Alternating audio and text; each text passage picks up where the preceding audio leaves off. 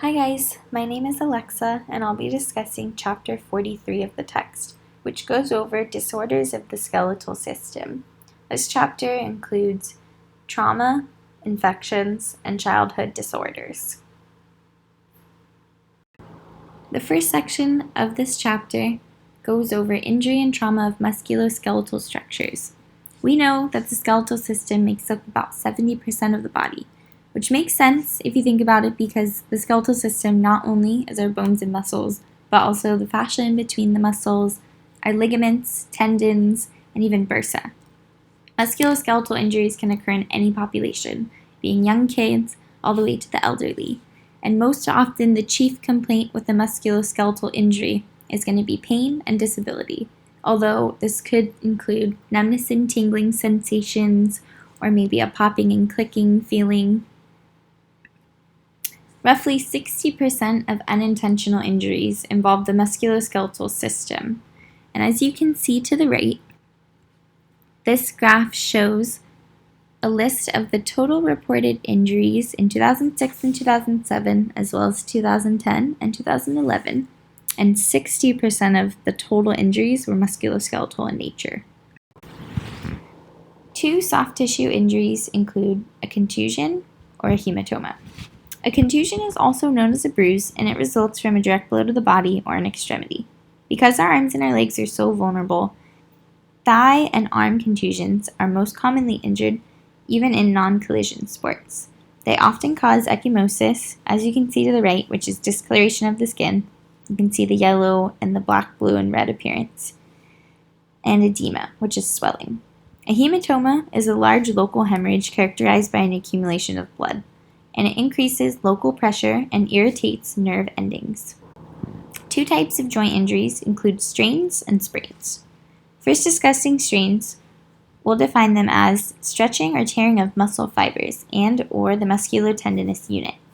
The mechanism is most often an overexerted contraction or an extreme stretching beyond the ability of the muscle fibers.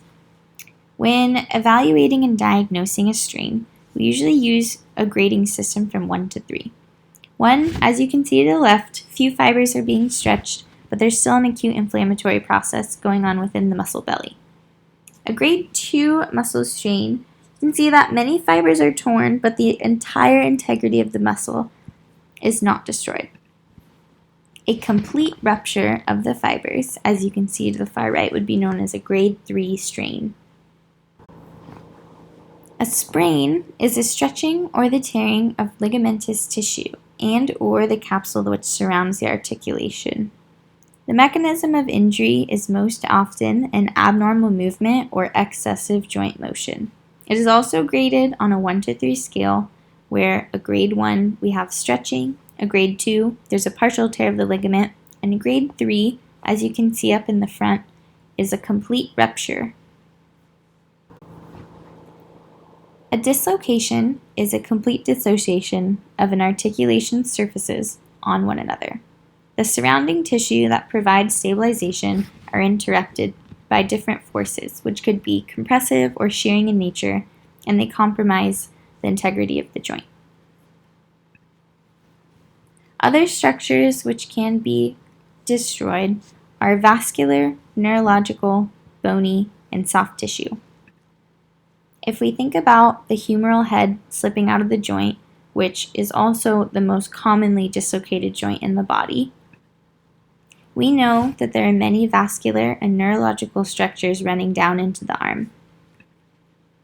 If the humeral head is not where it's supposed to be, it's possible that it could be compressing these structures, and the patient could be experiencing a diminished distal pulse or including neurological sensations such as numbing and tingling into the fingers, or even at its worst, paresthesia. A dislocation is not to be confused with subluxation, which is partial separation of an articulation's surfaces, which reduce spontaneously and don't require any intervention for joint reduction. This means that the joint will come out for a second and slip right back in on its own.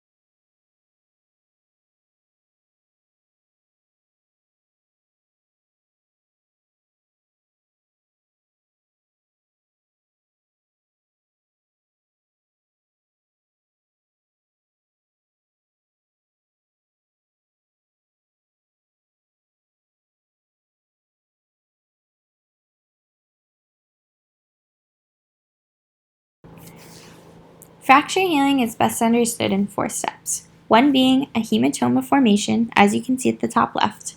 2, a fibrocartilaginous callus formation on the top right, where you can see new blood vessels forming where there's an external callus. 3 being the bony callus formation. This is where our type 3 collagen begins laying down in the body. And then 4 being the remodeling phase, where the fracture is almost healed. Moving away from musculoskeletal injuries, we'll first talk about osteomyelitis, which is also known as a bone and/or bone marrow infection. It's typically caused by parasites, viruses, bacteria, and fungi, and most commonly, staph. The infection can either travel from the bloodstream or from the outside environment with an open fracture which breaks the skin. The signs and symptoms include pain, fever, swelling, and redness. Pyogenic osteomyelitis is most commonly caused by staph. A hematogenous osteomyelitis is an infection that occurs through the bloodstream. It causes bacteremia, which leads to chills, fever, and fatigue. Treatment almost always includes antimicrobial agents, a debridement technique, and surgical drainage. Osteonecrosis is also known as avascular necrosis. It is bone tissue death that is caused by restricted blood flow. This means that the nutrients are not able to reach the bone via circulation. As you can see in the image to the right, the hyaline cartilage or the articular cartilage has been affected first, and it's worn down at the top of the femoral head. Causes of osteonecrosis include mechanical disruption, which would be a dislocation, thrombosis, embolism, and vessel injury. In my research of osteonecrosis, I found that 10% of the 250 total hip arthroplasties performed each year are caused by osteonecrosis. For anyone who might be a football fan out there and is familiar with Bo Jackson's hip dislocation, osteonecrosis was the reason why he was not able to return to the NFL. His femoral head became necrotic, and he suffered from an avascular necrotic femoral head at a very young age. The last section of the text discusses skeletal disorders in children. This includes variations of normal growth and development, congenital disorders, juvenile osteochondrosis, slipped capital femoral epiphysis, and scoliosis. Variations of normal growth and development are usually caused by angular and torsion deformities. This includes intoeing and outtoeing, which is defined as the alignment between the line of progression and the axis of the foot, which is the progression value, is seen as abnormal. A normal value, which you can see furthest to the left, is 10 degrees. Intoeing is caused by metatarsus adductus, which is a common congenital deformity characterized by forefoot adduction with a normal hindfoot. As you can see to the furthest right image, the foot has a kidney-shaped appearance. Outtoeing is another common deformity, and it's caused by external femoral torsion. It is known to be caused by children often sleeping and sitting in a prone position, which causes external tibial torsion. It rarely needs any type of intervention, and once the child becomes proficient in walking, it spontaneously corrects itself. 2 pediatric deformities of the knee include genuvarum and genuvalgum. Genuvarum is characterized by a bow-legged appearance. This means that the ankles are touching, but the knees are bowing outward. As you can see in the scan to the left, there's a great amount of space between the knees, even though the ankles are still touching. This type of deformity can cause further gait abnormalities, which can lead to an increased risk for injury, such as fractures and sprains. Genuvalgum can be caused by an underlying pathology such as rickets or Blount disease. Blount disease is upper medial epiphysis abnormality. The second pediatric deformity of the knee is genuvalgum.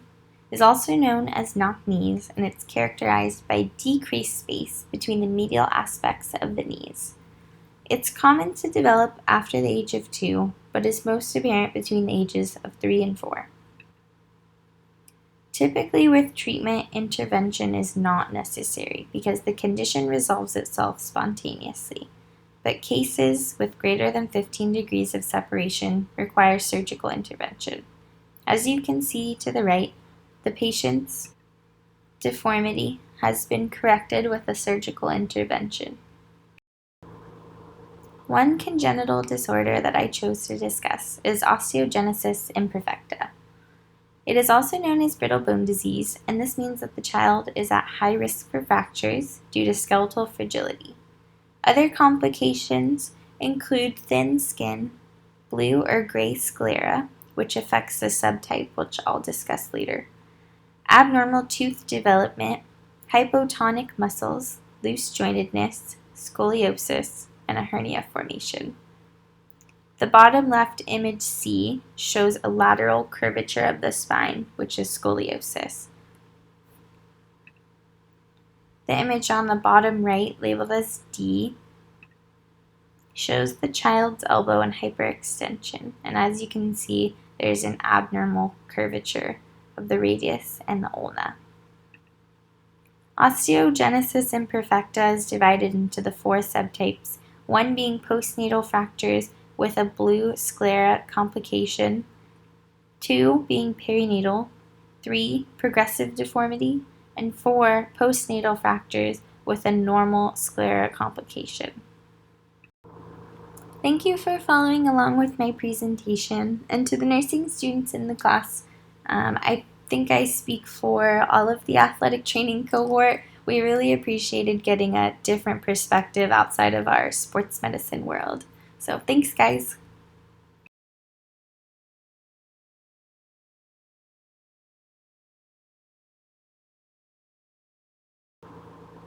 The section I found most interesting, of course being an athletic training student, is the sports-related injuries.